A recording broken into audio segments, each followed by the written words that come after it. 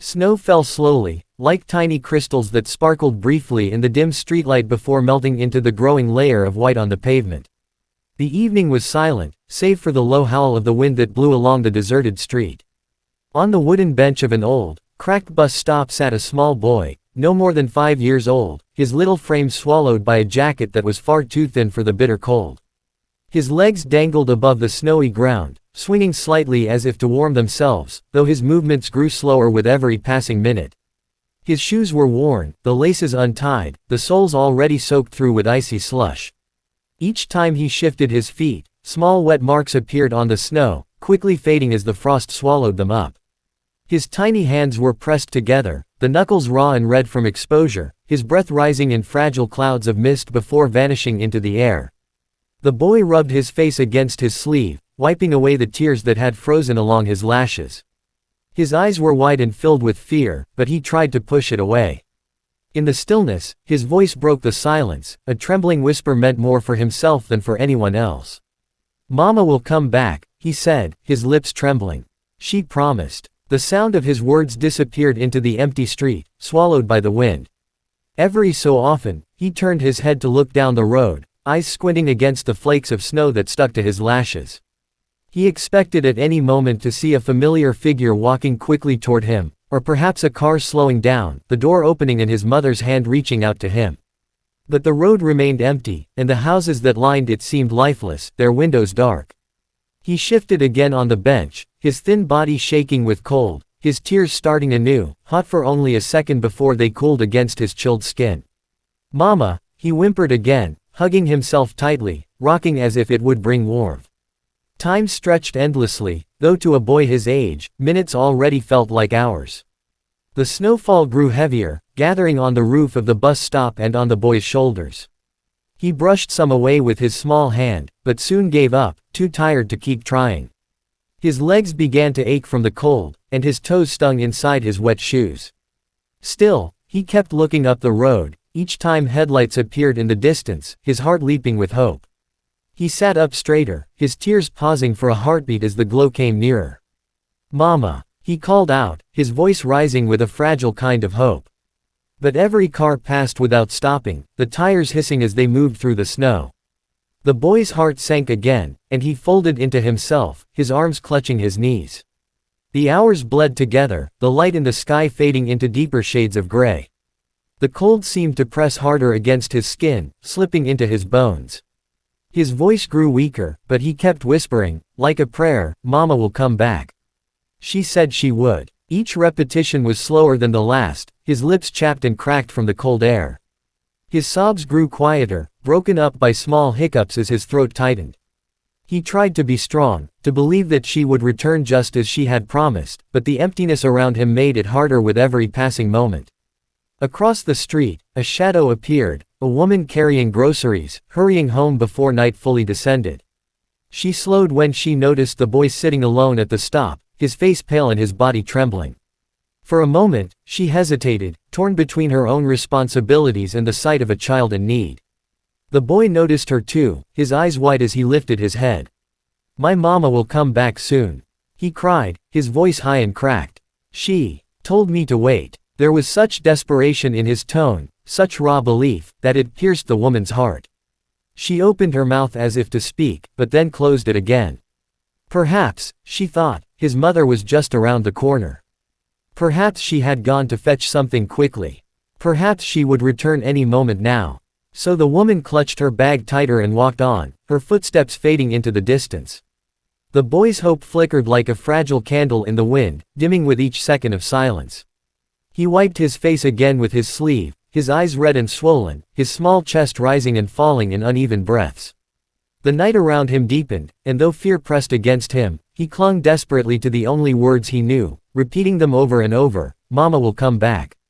She will." The cold wrapped around him like a shroud, the snow piling higher at his feet, and still he waited, his little body shivering, his heart refusing to give up on the promise he believed was unbreakable.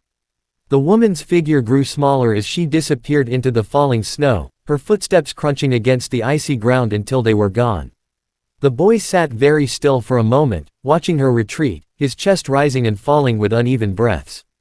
He wanted to call out again, to beg her to stay, but his throat felt tight, his voice nearly gone.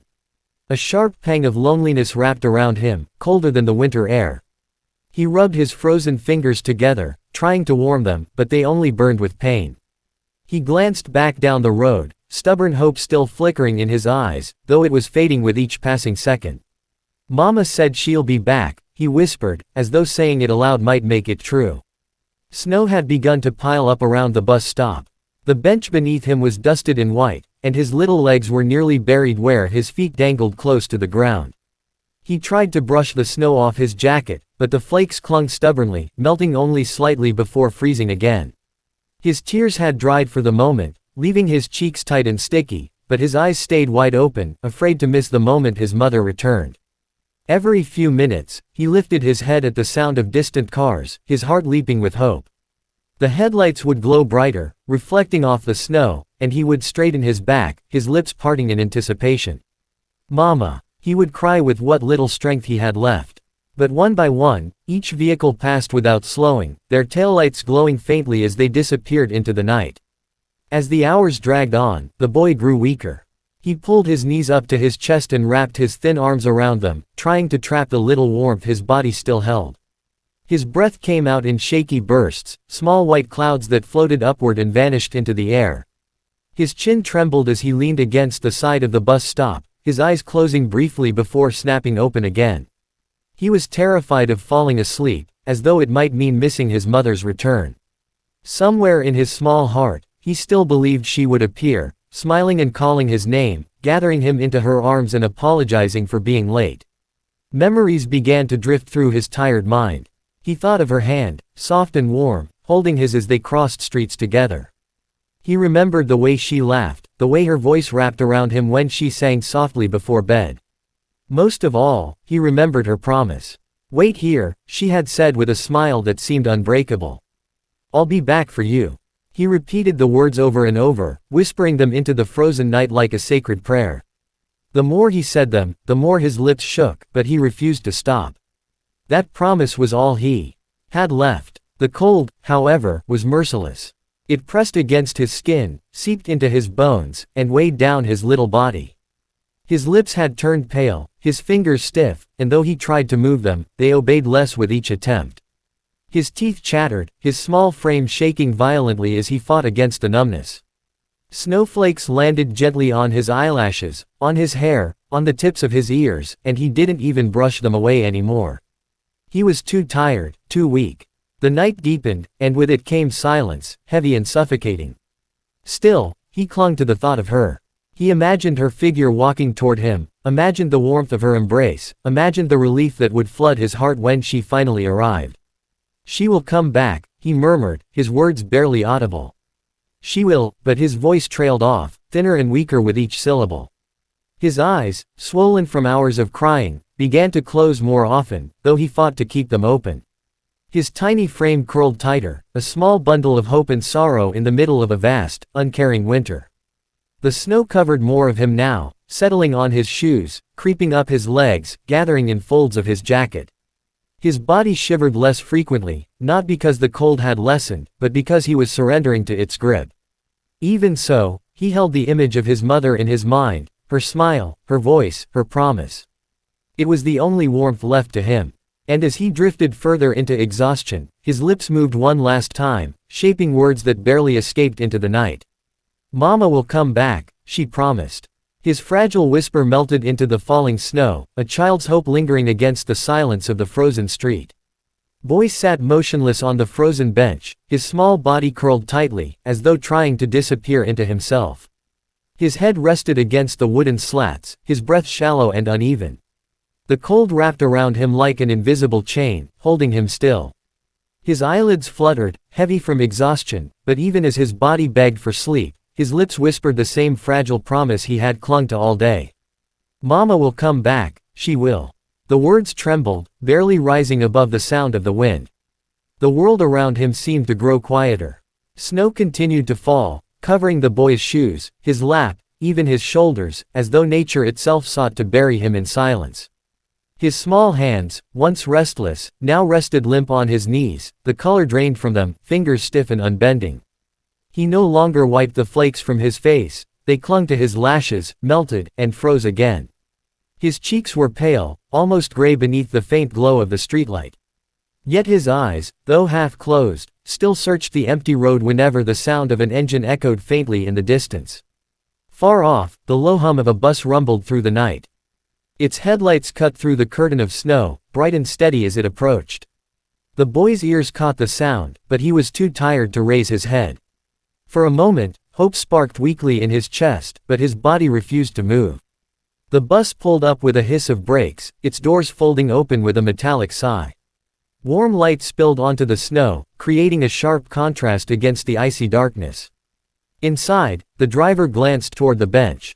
His brows furrowed when he saw the small figure slumped against the side, dusted with snow. He leaned slightly out of his seat, but the boy did not move. For a few seconds, the driver waited, unsure if the child was sleeping or simply resting. "Hey, kid," he muttered under his breath, though no words left the warmth of the bus. No one came forward. The road was empty, the stop deserted except for the little boy. After a moment of hesitation, the driver shook his head. Maybe the child's mother was nearby. Maybe she would return any minute. With a soft grunt, he closed the doors, the engine roaring to life again. The bus rolled away, its lights fading into the distance until only the whisper of the wind remained. The boy had barely registered the sound. His head had slipped further to the side, his body sagging against the bench. His lips still moved faintly, forming the words that had kept him alive through the endless hours of waiting. "She will come back." The sentence broke apart into fragments, his voice too weak to carry even to his own ears. His eyelids finally surrendered, closing fully as the darkness wrapped around him. Memories flooded his small, drifting mind, his mother's face leaning close to kiss his forehead, her voice promising safety, her hand squeezing his own. He saw her smile, warm and bright, the kind of smile that could melt any winter night. He heard her words again, "Wait here. I'll be back for you." He held onto them with what little strength he had left, clutching the sound of them the way one clutches a blanket in the dark. For him, those words were more than just a memory. They were truth. They were love. They were the last light he could see. The snow continued to fall. The world grew quieter, softer, as if nature itself had slowed to a hush.